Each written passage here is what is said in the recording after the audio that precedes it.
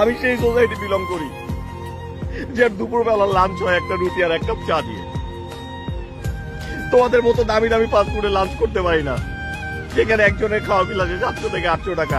একটা সেমিস্টার নতুন বইয়ের দামি তো 700 টাকা পড়ে। ভাই কিভাবে মেনটেন করবো? তোমরা তো ওইখানে বসো, আবার যখন তোমার সাথে ওইখানে দেখা করতে যেতে হয় আমার ওই স্ট্যাটাসটা মেনটেন করতে হয়। তোমার বন্ধুরা তো ব্যান্ড শপের ড্রেস ছাড়া পরে না।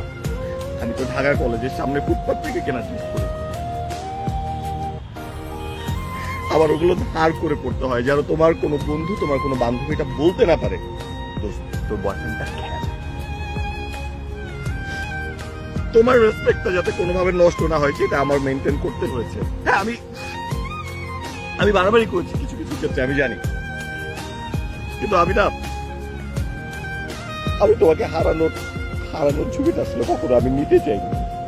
আমি কখনো চাইনি তুমি আমার কাছ থেকে দূরে চলে যাবে। তোমাকে এত অন্ধের মতো ভালোবেসেছি।